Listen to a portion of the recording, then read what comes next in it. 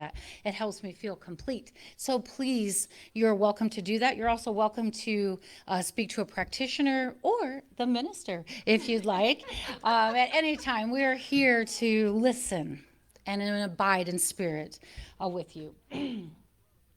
And if you would like to join me, we love to begin our Sundays affirming our vision statement, and you'll find it on the screen behind the plant here. Okay. Well, luckily, I have a minister that loves me, and she has put it on paper for me so that I will not lose my way. Okay. All right. So if you'd like to say that with me, I'd really appreciate it. We, a loving, joy-filled community, honoring the many paths to God as we learn and live the science of mind principles. I'm sorry, but I feel like I'm dodging with this microphone here. You want me to pick it up? Well, then I'm creating a wave. A wave. Who wants to do the wave with me? Okay. Each Sunday I learn more. Each Sunday I learn more. It ain't easy being Clyde. It isn't. But I'm a damn good Tracy. Okay. All right. All right. So we do always have a lot of activities going on, and you can check out our newsletter online. You can ask one of us. We may or may not know, but you can also go visit our website of wvcl.com. But all of those instructions can be found from any one of us. We do really love our things that are coming up. We want you to be aware of them, and it's important to read that calendar so you can be involved. All right, so now we are going to just take a moment to release Tracy's humor because it is fantastic, isn't it? And we're going to invite, yes, ma'am. Oh, yes, again, I told you I'm new. I'm all right with making a little bloopers. Miss Julianne, our lovely Miss Julianne, who I always say is a godsend to this church, is going to come up and tell us about something really exciting that is going on. Please come up and share with us. Thank you. And Kendra, please forgive me, Miss Kendra. There you go. Thank you. We interrupt this service for a special message from your Gourmets for God goddesses. Hello? Hello, can you hear me now? Can you hear me now? Never mind. I'll have to call you back. I'm making an announcement. Can you hear me now? We can hear you now. Great. I was trying to schedule a virtual night with a friend and you know what? No, I don't know what, but I think you're going to tell me. Of course I am. This is a great idea for Gourmets for God event. It sure is. I can make popcorn and brownies and, oh my gosh, so many things. So, how about that announcement now? Oh, yeah, sorry. I was getting to that. Okay, so just do it. Rude. Are you ready to come hungry and leave happy? Today is the last day to sign up to host an event for Gourmets for God fundraiser. Sign up now and host an event of your very own creation. Think outside the bun to donate your time and delicious goodies while everyone enjoys some much needed connection with community. In-person and virtual events are encouraged. Choose a date, get creative. Bet you can't create just one. Have it your way. Plan a meal, a snack, a party, a class, a virtual poetry share, or a meditation and mastication. Okay. Or someone didn't practice. Or a pasta making class. Your event can even coincide with your favorite holiday, Halloween or Christmas. Whatever it is, we're sure Mikey likes it. No event is too mighty, and no event is too micro. No cooking necessary. That's right, just good food, good feelings. We are collecting event donations now. Don't wait. Grab a form from Homesbase or fill one out online today at www.westwvcsl.com under announcements. Find more information on the website or in the newsletter. Gourmets for God. It's the only fundraiser you can eat. We are collecting event donations today, but bidding will begin next week. So come prepared to fight for your spot at one of these awesome events. More information about bidding can be found in the newsletter and on the website. Gourmets for God. It's the real thing. Don't forget to eat, drink, love. And now we return to your regularly scheduled programming.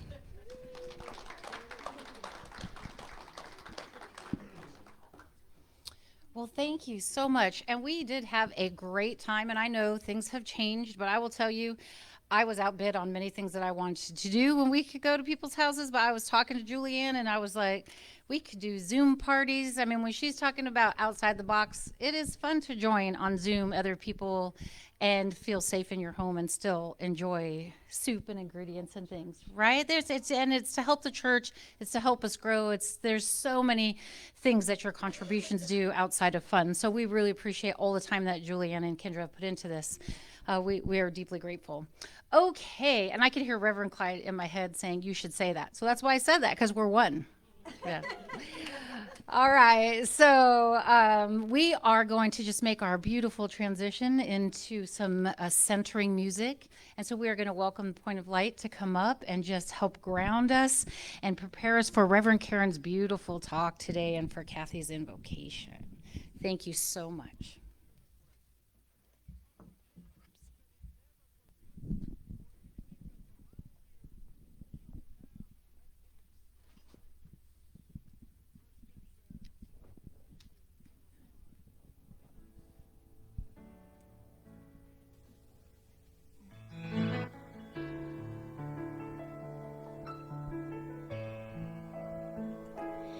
Get ready, my soul, 'cause I'm diving in. Get ready, my soul, 'cause I'm diving in to the deepest kind of love, into the sweetest kind of life. So get ready, my soul.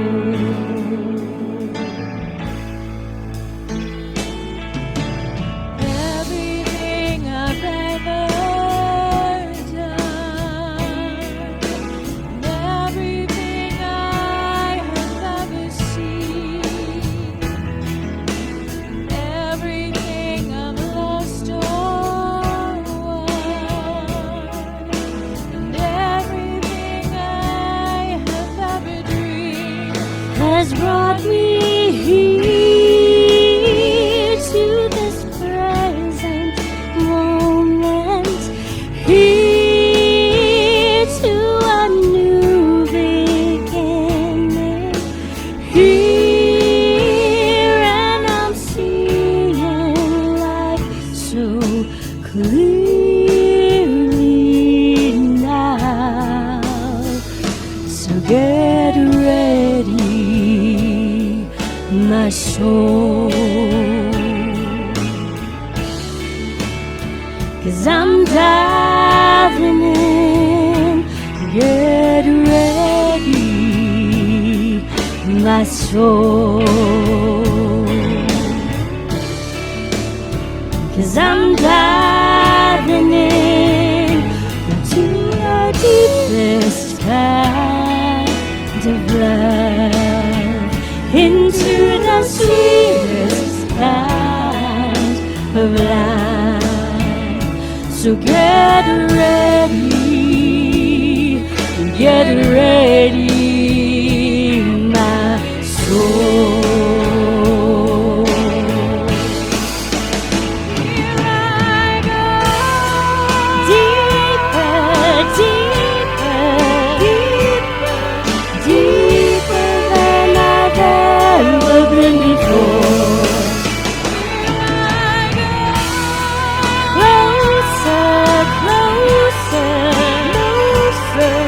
Closer to my sacred soul.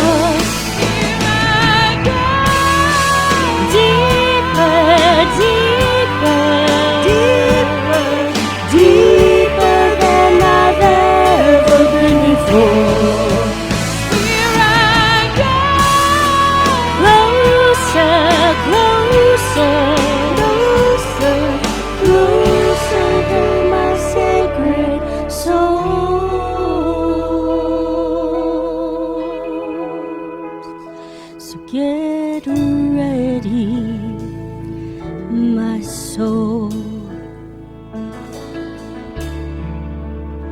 'Cause I'm diving in, get ready, my soul. 'Cause I'm diving in to the deepest kind of love, into the sweetest kind of life. So get ready,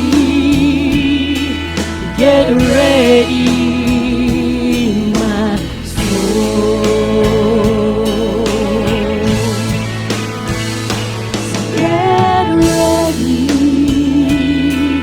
Get ready,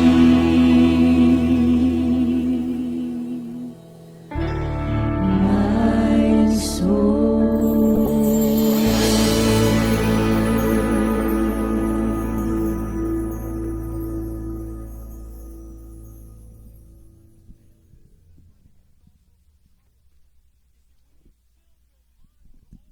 Good morning.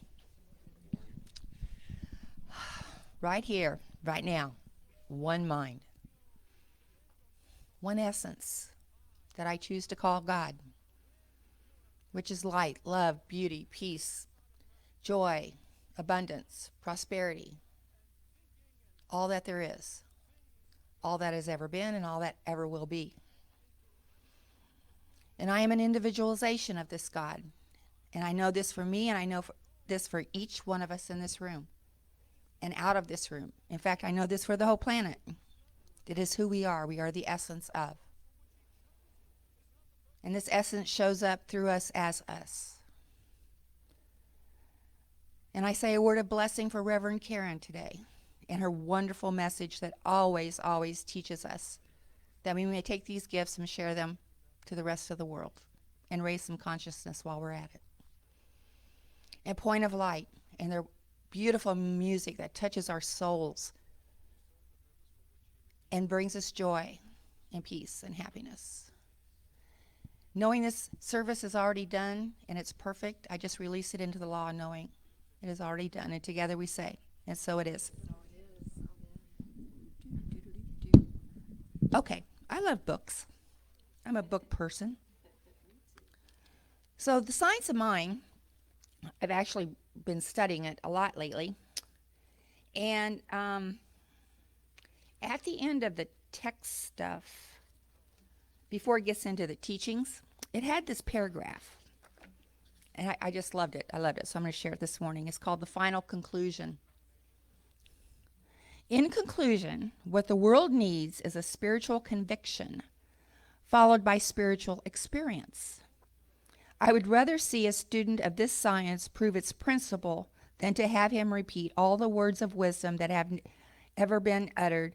It is far easier to teach the truth than it is to practice it. That's for sure. But the practice of truth is personal.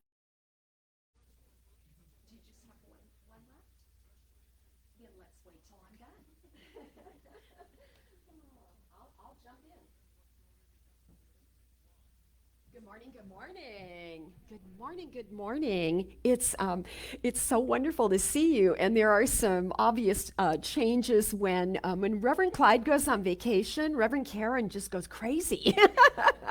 So thank you. Whenever and Sue Witter is the ecclesiastic lead, and when Clyde and Sue are gone at the same time, I make everybody else crazy in the building. And so to support me, the Bradfords, who are our house band, came in. They actually changed their schedule, knowing that I would be a little uppity today in terms of nerves. And thank you for being here. And that's exactly why, because then there are all these little pieces that Clyde would have seen to make sure that that I wouldn't be doing this right now. So good morning. Hi, so good to see you. Snowbirds are coming back. I see Reverend Sandra in the back with Wes and some new faces. I have to tell you, there's somebody here new today. I won't make them stand up and be acknowledged or anything, but they're from the very first church of religious science I ever visited. I'm so excited. So welcome from Claremont. Good to see you guys. Grew up in Covina. He goes, yeah, I know Charter Oak. I went, oh, I graduated from Charter Oak High, and so did my kids, and so did 2 of my grandkids. And so welcome. Really nice to have you here. And hello, everybody online. Today, I'm speaking on something that I haven't really addressed in this brazen sort of way in quite a while. And the title of my message is Don't Fight Your Fears. And it comes from a short little sweet quote where Ernest Holmes, the founder of this teaching, said, don't fight your fears, but see through them. See through your fears. So I want to address that in a way that we can use it. You can take home and have some substance. And by the way, it always cracks me up when they say, and now for Reverend Karen's beautiful message or wonderful message. I always go, God, I hope it's really wonderful today. But thank you for the blessing. We always need it. And I always appreciate it. So the idea of don't fight your fears, it just keep moving, see through them. It resembles that idea of seeing something, a shadow in the dark that frightens you, and you don't quite know what it is, but when you turn on the light, you just see it's a piece of furniture or something you left there that you didn't remember. And so in that idea of seeing images in the dark, we look at the symbolism there, and we see that to see through your fear is like turning on that divine illumination that then alters our perspective so we can see the truth that's right in front of us. Because no matter what's going on in our lives or in this experience of our conditions or situations in life, as well as the world, there's always a greater truth to be found. And that's why we get together on Sunday. That's exactly why we come together and meet on a regular basis, and how wonderful that we now have electronic devices that were mostly in place so that we come through a situation, we get smacked with a surprise, and we're still able to do a Sunday service, even when it was just me sitting in a chair and Julie sitting behind the laptop, and then Reverend Clyde cheering me on and all of that. So we know how to do that. We're equipped for all of that.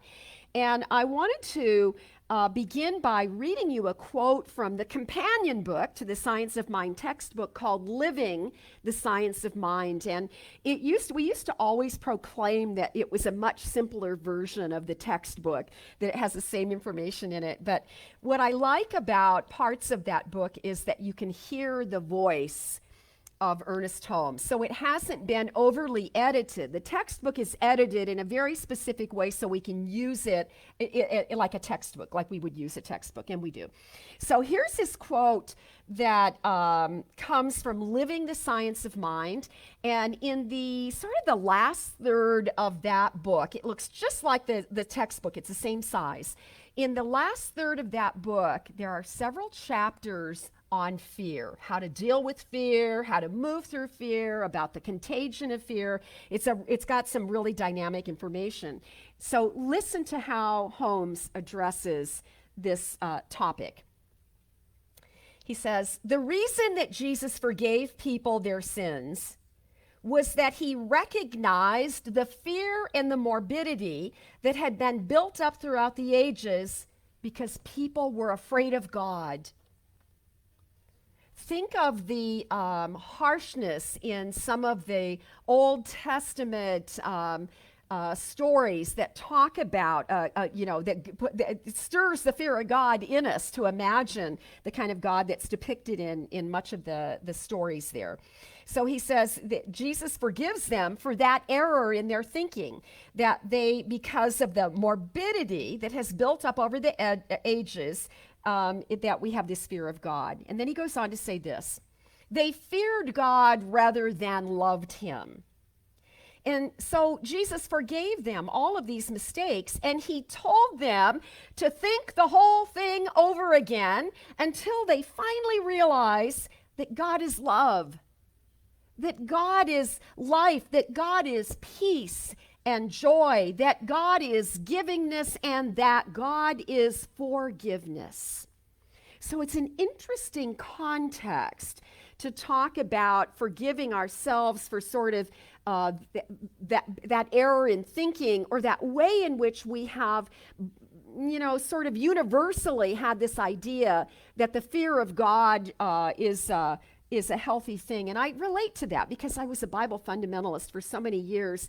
And we did nurture the idea that we should have a fear of God in that we don't want to displease God.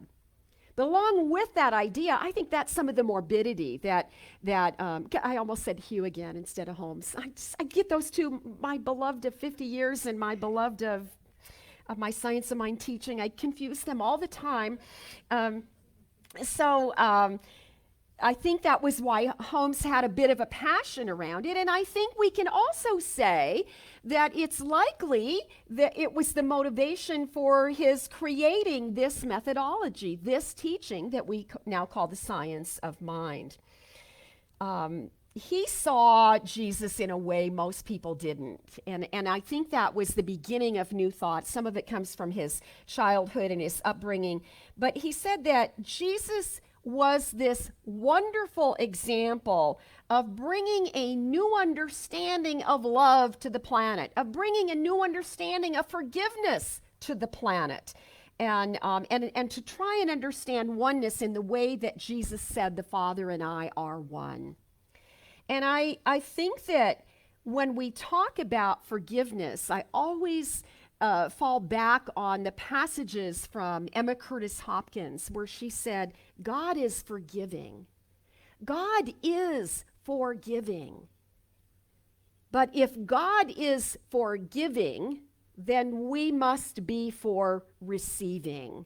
So that's what I hear in the way that Holmes translates this passage to say he forgave them of their sins. He corrected the error in their thinking so that they might return to this bigger truth that God doesn't have any, we want to focus on the love and the joy, not the judgment and not the harshness. So Holmes in that same chapter in Living the Science of Mind then went on to say that he sort of expressed his frustration over the very idea that we would be told that God is testing us, as if God is testing us to see how much we can stand. And then he got so frustrated, he said that is one of the greatest psychological crimes of the ages. So he has a strong opinion about us straightening our own thinking to understand God is forgiving. We thereby should be for receiving this good news, that there's another way of looking at all of this. And so I like that. Holmes once said, I thank the God that is, that the God that most people believe in isn't. Right? I'm grateful to God that angry, judgmental God that most people believe in isn't, that there's something greater. And see, I align to that. I love that. When I first heard those words in Claremont way back when, I really resonated with that idea that there has to be another way. I was tired of being afraid all the time. And so the teaching was really welcoming for me. And I believe it's one of the reasons that our teaching is so attractive in general. But it's attractive to people with open minds who are willing to do the work. Because it's pretty easy to be told what to believe and what to do. And if you're compliant, that could be a good fit. But man, if you are a free thinker, then there comes some times where you're bumping the edges and it gets a little difficult. It gets a little painful. So we like this part of the teaching, and we align ourselves to that beautiful premise, that premise at the very core of all of it that says, there's love and there's fear. And when I'm in fear, it's not that I've done something wrong. It's not that I lack faith. It's that fear or that pain or that disappointment is a call to return to love. And so there's a beautiful implication in that the teaching calls us to practice. I love that quote. And by the way, I did not realize that's where I got that sentence from that I've been saying frequently. Thank you for repeating that quote. I don't have to do it today because I kind of committed to saying it every week. So thank you for doing that. We should align like that more frequently. It's the you don't want it. Don't don't do that. Don't do that. I'm trying not to say it. So he's bantering. When he sits on a stool right here next to me, he banters with me. He thinks he can pull that off out there. Good job. I actually, I don't hate it. I wanted to read to you from one of the Holmes papers. This one's called The Philosophy of Ernest Holmes. They only sell it now in a compilation. They put the three separate books into one. I wish they still published the little ones because I like the little ones. But these are great because if you like Holmes' voice, if you like those sort of original, unedited things and the way he says it like I do, that's all these are. So here's a page. I'm going to read a paragraph to you. Where he's talking about how he's actually talking to a group of students, and somebody transcribed the notes from the class that day, and then it's lectures and class notes and stuff in this book. So he's talking about the history of science of mind, how religious science, his role in it. He's talking very personal about his own, how he thought of things and how it came to be. So I'm going to read you this. This is fun. He goes, when I was a kid, I began to study Emerson. I was from the beginning a nonconformist. No big surprise, if you ask me. I was always asking questions. My relatives hated me every time I visited them. I drove them crazy asking questions. I love that part of him. He maintained that curiosity through his entire life. He never settled with thinking he had it all figured out, and I think that's the greatest thread of wisdom that he's dropped into my life. And I never want to think I know everything and that it's exactly this way, that we have to be open to the change. We have to be open at the top in that beautiful, bold way. So he said, I was, fortunately, brought up in a family by a mother who refused to have fear taught in her family. And she would go to toes with the preacher man in those days. Or he will never condemn another person again. Right? So, we hear that the language is a bit archaic in that he's using the male gender he, meaning all of us, meaning humanity. But isn't that profound? That if we could go below that conscious level and recognize where we hold unforgiveness in our own experience, we could heal any idea of hell, or that we need to have hellish experiences while we're living our life here on this planet, and we would never condemn anybody else. So I would just remind you, this man did not set out to start a new religion. He did not want to do that. But he certainly did, as I have shown evidence of today, he certainly did have strong opinions that there might be better ways to approach spirituality that did not include guilt and shame and fear-based teachings. And so I love that. And it's why I'm here. It's part of what has drawn me to just embody this and hang on to it all these years. When we have a fear of displeasing God, there's something underlying, I get from that reading I just did, that tells us we don't think we're good enough. That in some way we're not enough, we're not worthy, we're not honoring God in the way that we should honor God. And I am here to tell you this morning, you are good enough. You absolutely have everything you need.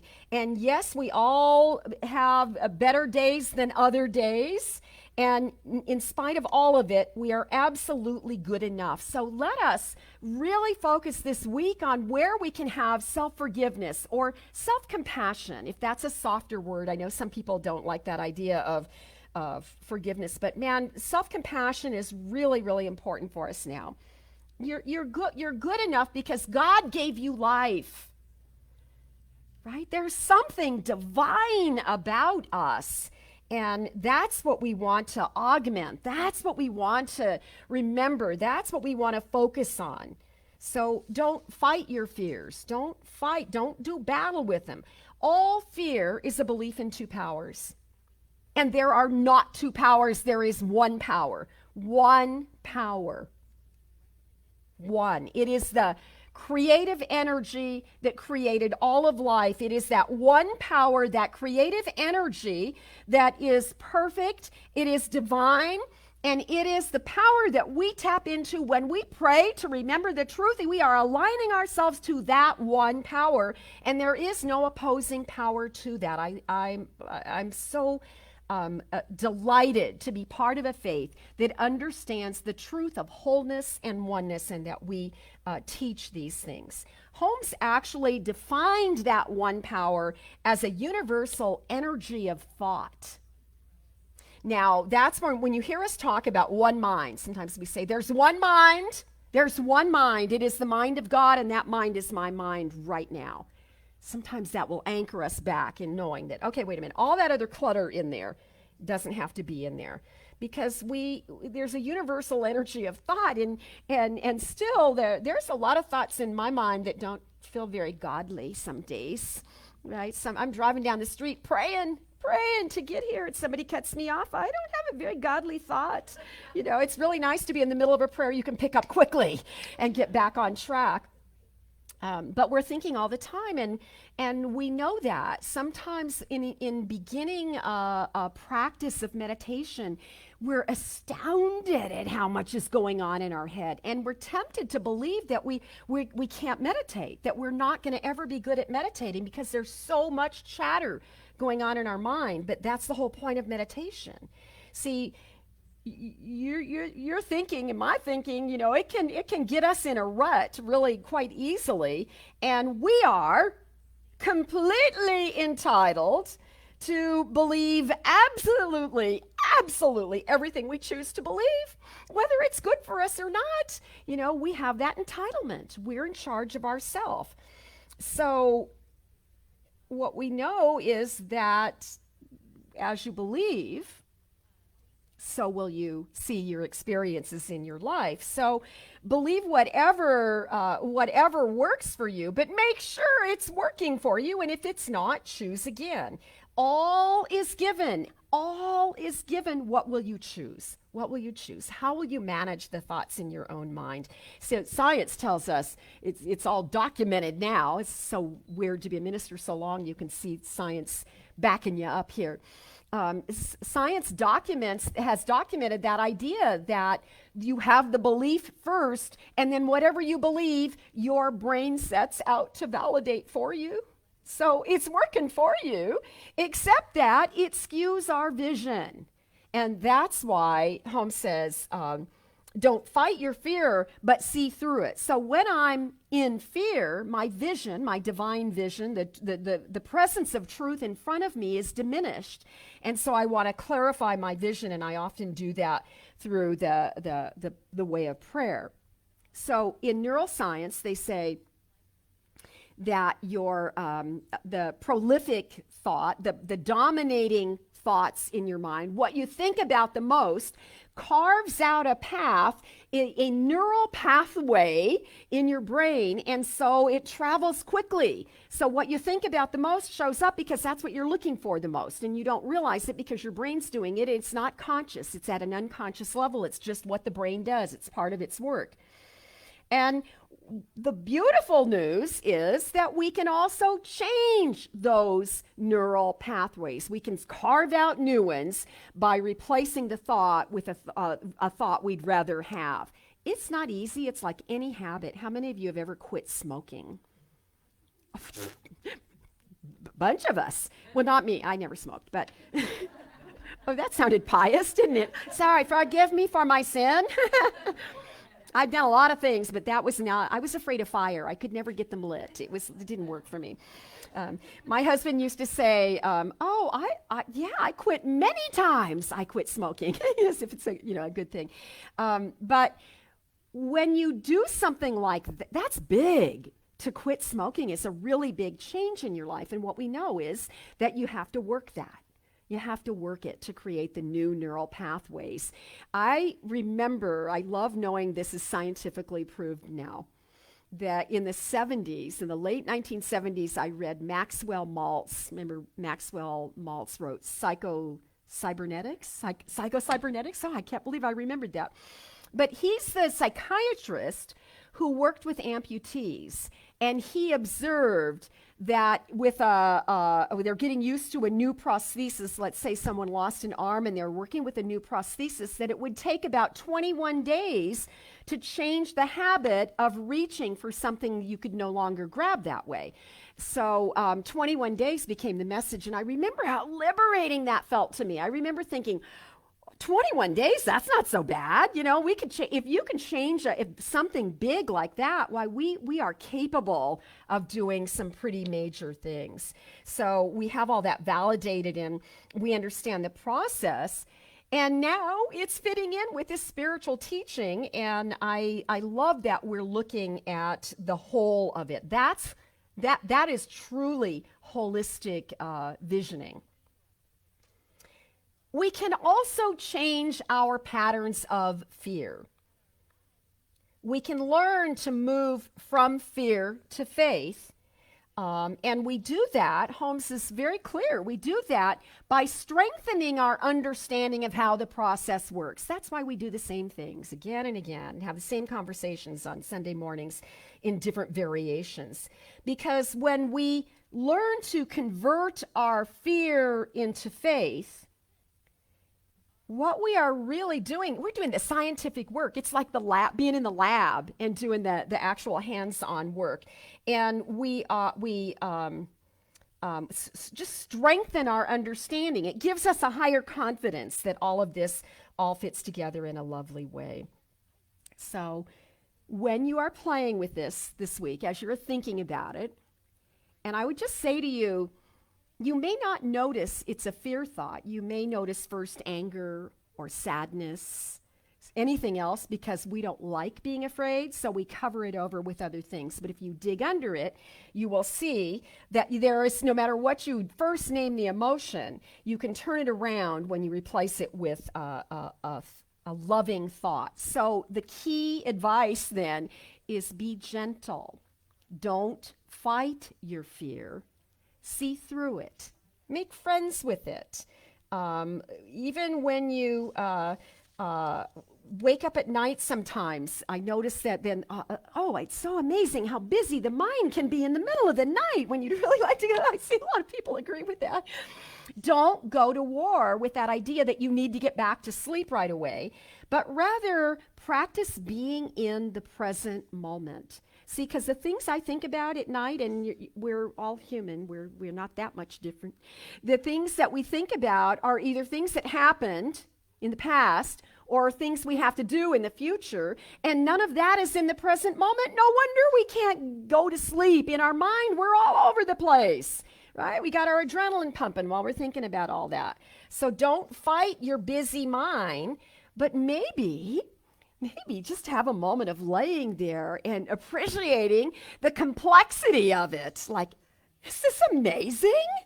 Can you believe the mind can do this? It's like, wow, good job, mind, and then breathe into that. Because what your thoughts really want is just some space. Just some space. They don't want to be on top of each other. We want some space in there. This is how Holmes said it. This is a quote from Effective Prayer. You should be careful not to fight fear too much, but rather, through a sort of flexible imagination, convert your fear into faith. I think we said flexible imagination. Rod, was that last week or the week before?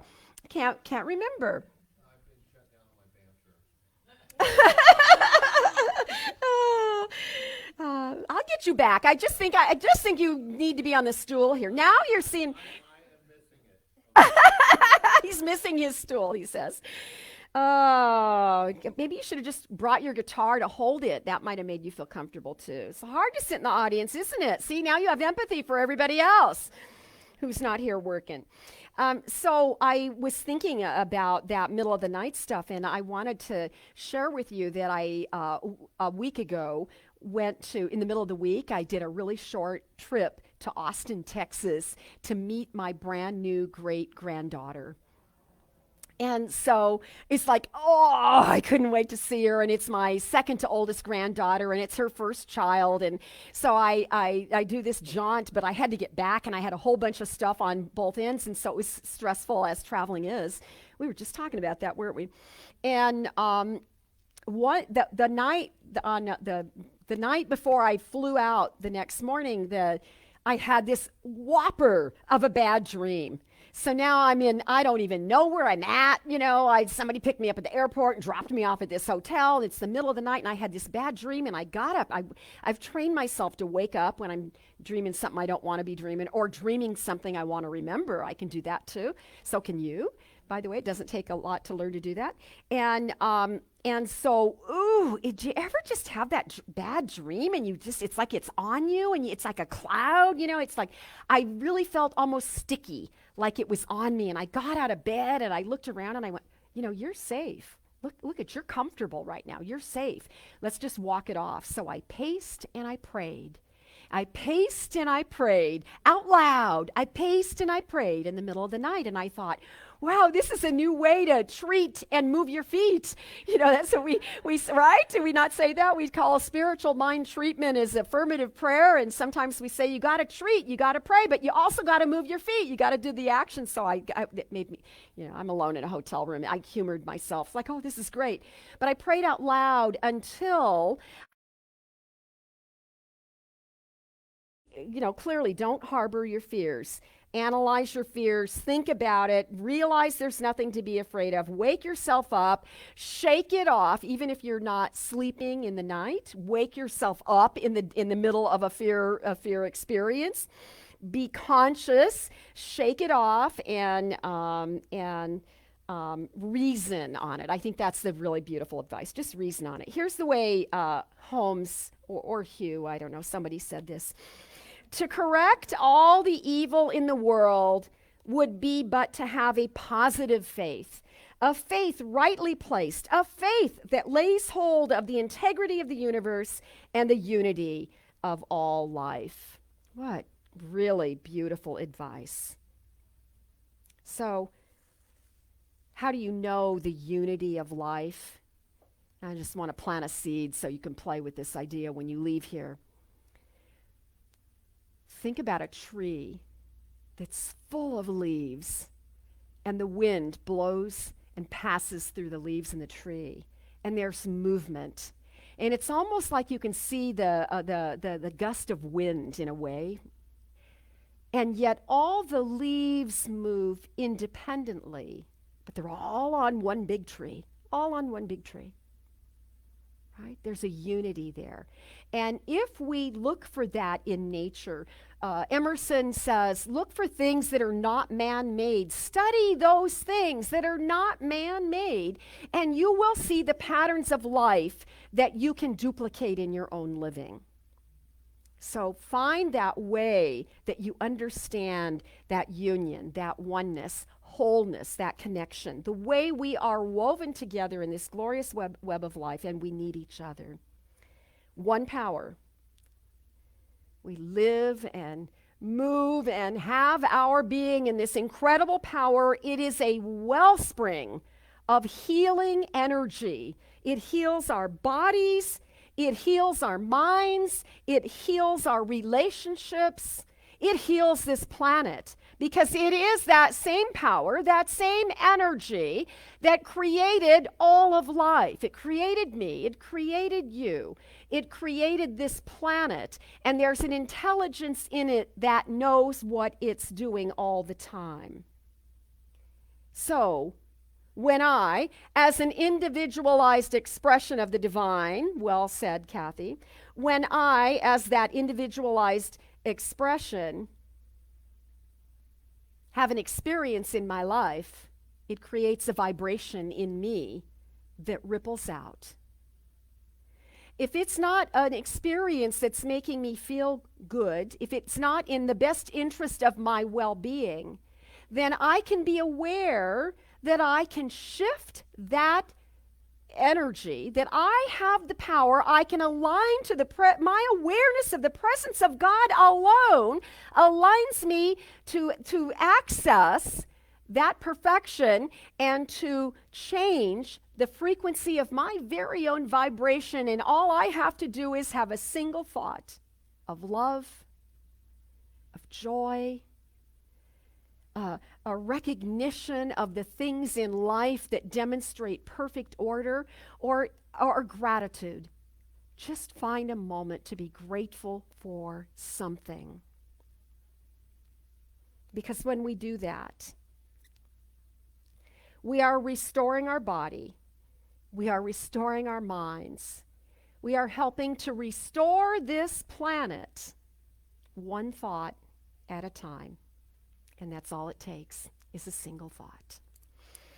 All right, take a breath. Think about that. Take a breath. We're going to pray.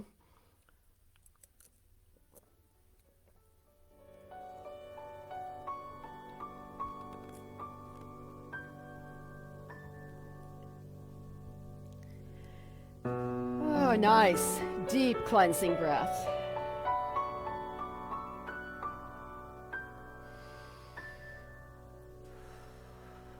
And just feel the love of God hovering in this room. The activity of life that is indeed the infinite intelligence, the thought of God. And so we recognize that right where we are, God is, right here, right in this very room, the presence of that intelligence, that which created all things.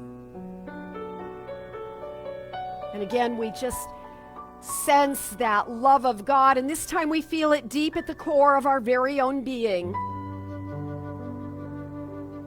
That movement of life that is the energetic of creation, love, the most powerful force in the universe. And in the presence of love, fear cannot exist. So we allow ourselves to be increasingly aware of these great, dynamic, divine qualities of life. And so we allow the experience of joy to ripple at the very core of our being. We recognize the wisdom within, the presence of that infinite intelligence that guides and directs us. We breathe in again and then feel the sense of order in this universe, the dynamic way each thing is connected to the next thing. I feel that love of God, and I know it is that guiding force. It is the truth of all of life. It is that which heals, and in this very moment, we allow something within us to open, to quicken, to vibrate in that healing energetic, that healing force of love itself. And so whatever it may be that has ailed us in that physical way, whatever thoughts have been heavy in our mind, we just release these things and open our minds to be open at the top to that divine influx of good of God, and to know that this indeed is the time. If God is forgiving and God is giving, the grace of God is pouring and streaming into our lives even now. If God is forgiving, then we open ourselves to be vessels to receive. And so we fill our own sense of awareness with that presence of God. And something within us quickens, and so that there's a response. that allows our wholeness, the perfection of our being, to be revealed on this planet in form.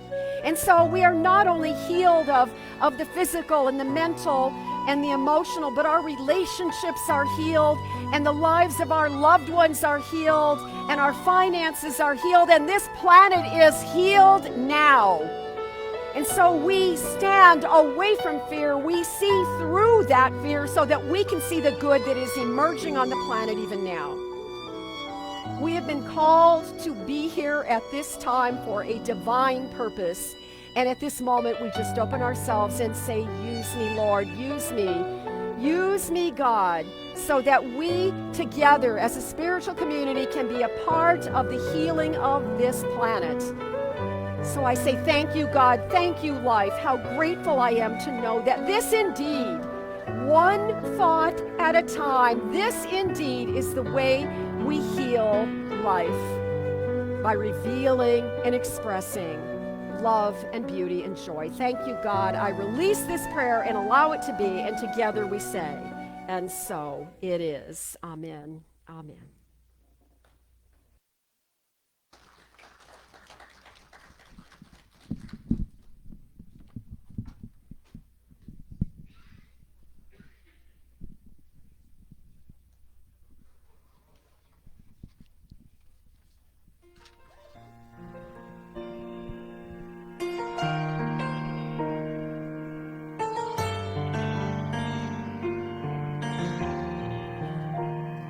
Love, unravel me with a melody, surround me with a song of deliverance from my self-defeat, till all my fears are gone.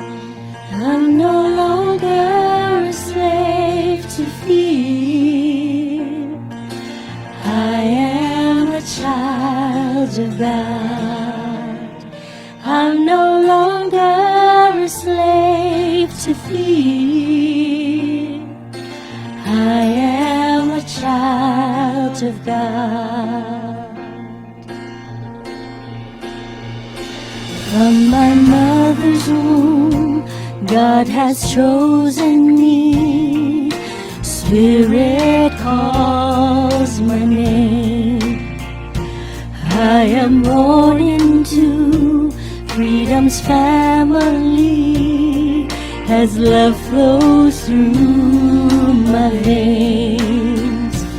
I'm no longer a slave to fear. I am a child of God. I'm no longer a slave to fear. I am a child of God.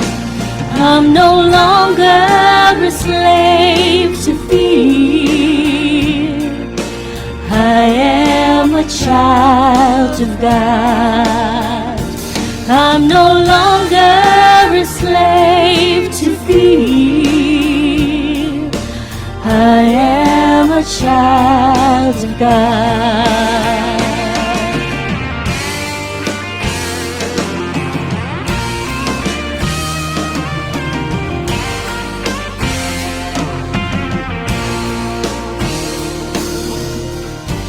I am surrounded by the arms of perfect love. I am surrounded by songs of deliverance. We've been liberated from our thoughts that bound. We're the sons and daughters. Let us sing our freedom. Whoa, whoa, whoa, whoa.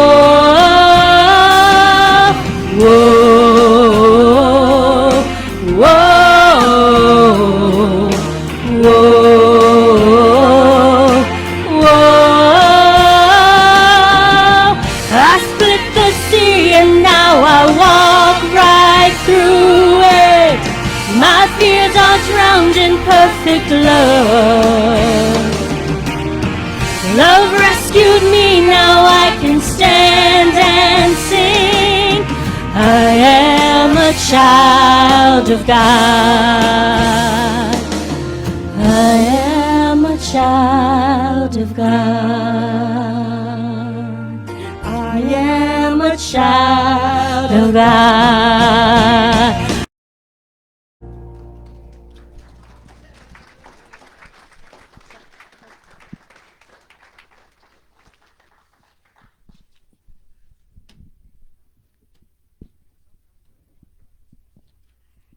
Thank you. That was so beautiful. I once heard a teacher say, "What is there to fear when you know when you truly know God?" That's what that reminds me of. That's beautiful. And that talk for Reverend Karen and that prayer. Woo! Wow, that was beautiful. Yes. So we have come to that part in our service where we are going to be doing our joyful giving. And this is always my favorite part because we love to take your money. It does contribute to our beautiful sanctuary and all of those that help us. So we really appreciate that. So with that being said, there are baskets, and please forgive me. Thank you. The boxes on the walls. Thank you. That has changed since I've been here last. So thank you, Reverend Karen. So you could drop your lovely donations in the black boxes on the wall. We would really appreciate anything that you have to give. All is welcome. And if you can, please repeat after me. And this is a little, I'm just going to close this because I can't see that. And I do need a little reminder. All right. Here we go. I live in a consciousness of good. Divine love blesses and multiplies all that I am, all that I have, and all that I give, and all that I receive. Thank you, God. So it is. I'm sorry, I am still just in a state of energetic motivation from that talk. It is that exams coming up and all kinds of things, but I am present here right now with you, and I love you. Thank you so much. All right, and Point of Light is going to close us out. I'm so glad that she's back there to help me. You know what I mean? Oh, microphone again. Chat. That's me.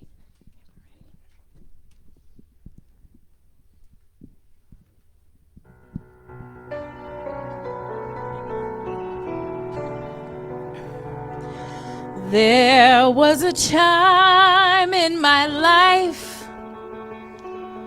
I thought I had to do it all for myself. I didn't know the grace of God was sufficient. I didn't know the love of God was at hand.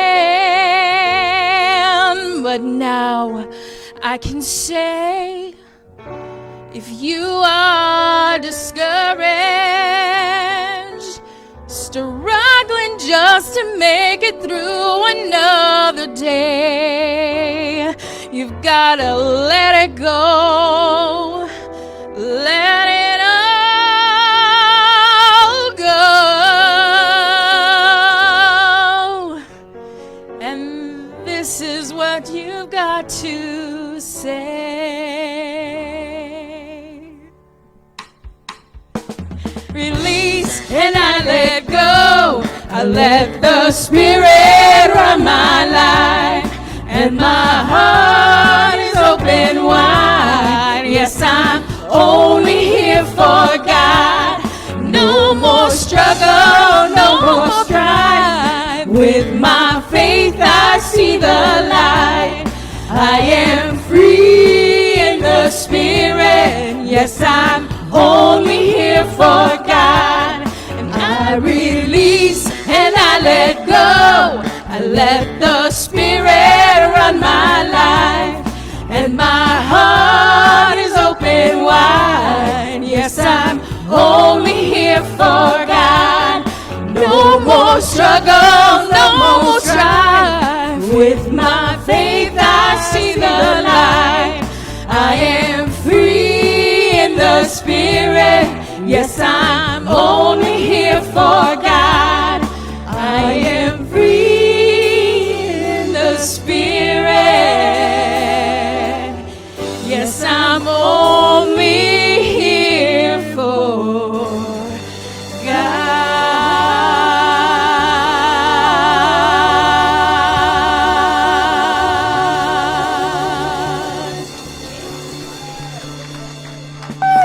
Just a couple of closing words. I want to tell you that Gourmet for God is a fabulous fundraiser for this community. And I just want to give you a little peek of something I'm doing. I coordinated with the Bradfords, and my Gourmet for God offering will be pizza and beer on a Sunday, December 12th, I think we decided. Sunday after service for only 10 people. Private mini concert, pizza and beer, and you do get to bring a +1, but you get your very own table, so we will be socially distanced for those of you who that matters. We respect that. And food's on me, and you get to order what kind of pizza you want. You get to tell me what kind of pizza you want. So you need to be thinking about what you want to bid on, and a lot of our a lot of things that people are donating are virtual, so you don't even have to leave your house if you're really happier staying at home.